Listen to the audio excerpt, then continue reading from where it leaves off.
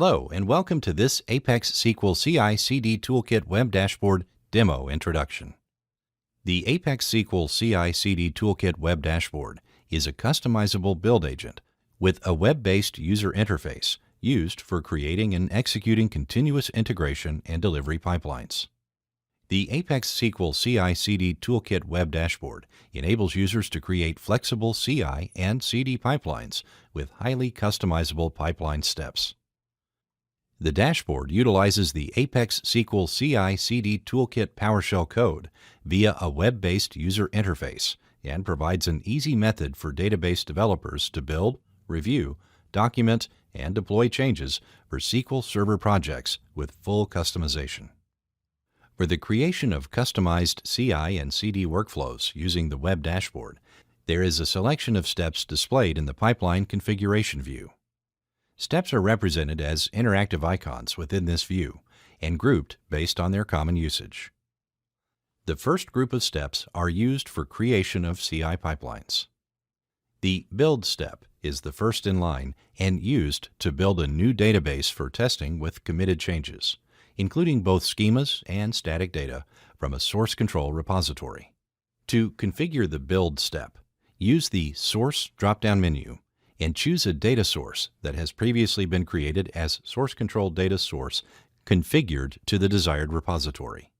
In the Database Selection menu, pick a destination database where the test database will be built from source control. Alternatively, if the data source was not previously created, use the Add option to switch to New Data Source view. Then configure the data source, and with its creation, it will immediately be available to use within the step configuration. If the repository contains scripted static data that needs to be included in the test database, use the option Include Static Data. The expected output with the execution of this step will be a SQL build script. It can optionally be included in a NuGet package. To package the script in this way, check the Include Output in the Package option and pick the previously created NuGet type data source from the drop-down selection menu. The output build script can be reviewed and reused later from this package. Include a project file in Project Path field to import a set of options from a previously created project file created with the Apex SQL Build application. Set additional parameters if needed to override existing automation options or append with additional options. For example, some of the default options for the build step are output destination as a database, with full recovery mode and without author label. Adding the set of switches DB recovery, output type, and author. It is possible to change the output to be an executable installer that will be executed against a SQL server later for the build with simple recovery mode and author name label. Adding the Populate step to your pipeline will fill empty tables in the target database with synthetic data for testing purposes. In this step, a target database needs to be selected, and optionally, a NuGet package for storing output in the form of the script inserts test data can be specified. Also, an Apex SQL Generate application project file can be included, and additional parameters with option switches can be set. The Audit step will integrate trigger-based audit trails for monitoring data changes to sensitive tables. Although data change auditing is the primary requirement, schema changes can be audited as well. To configure the audit step, choose a target database and optionally a NuGet package to store the output script that implements the triggers. An Apex SQL Trigger application project file can be included along with any additional automation parameters. The Document step will be used to document the newly built database, or, if you prefer, just changes to the database made in the most recent build.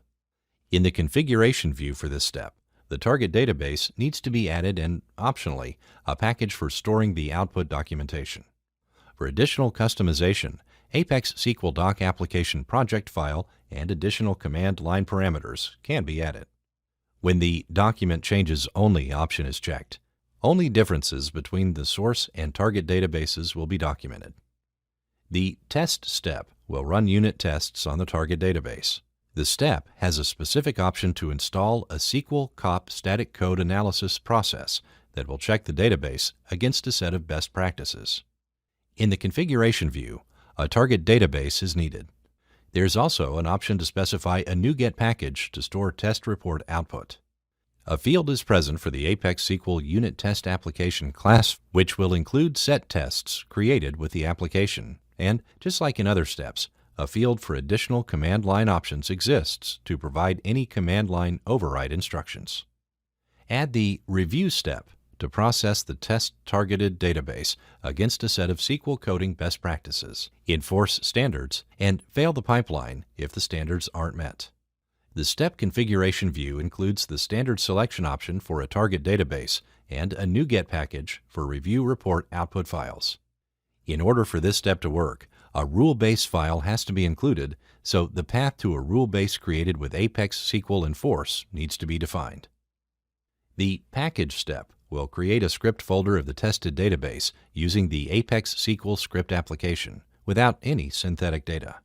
The script folder will be used in the CD process for comparison with the production database and its contents packed into a NuGet package with the output results of the other executed steps, which will then be ready for the review and delivery process. The second group of steps will be commonly used with the continuous delivery pipeline configuration. The Schema Sync step is the initial step for deployment of changes to a production environment. In this step, the tested database that has committed changes will be compared with a target or production database, and the result will be a Schema synchronization script for updating changes. An Apex SQL diff application project file can be included in this step along with optional additional parameters.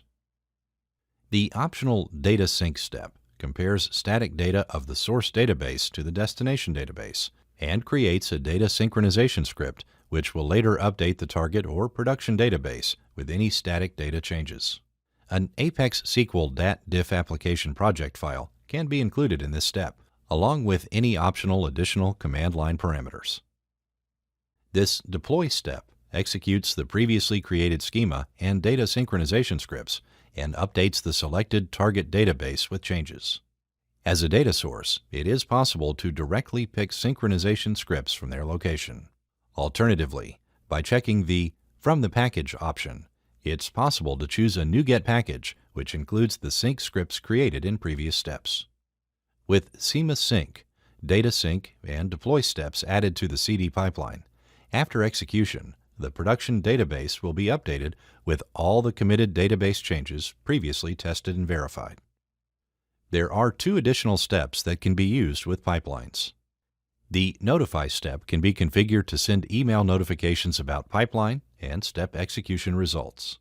The message can be constructed with a combination of static text and execution parameters. In the Send To field, recipients' email addresses can be specified. This Publish step publishes the created NuGet package with outputs results to the designated NuGet feed.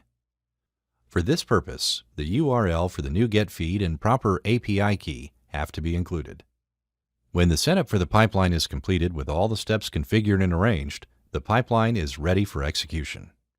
This concludes the overview video of the continuous integration and delivery steps of the Apex SQL CI/CD Toolkit web dashboard.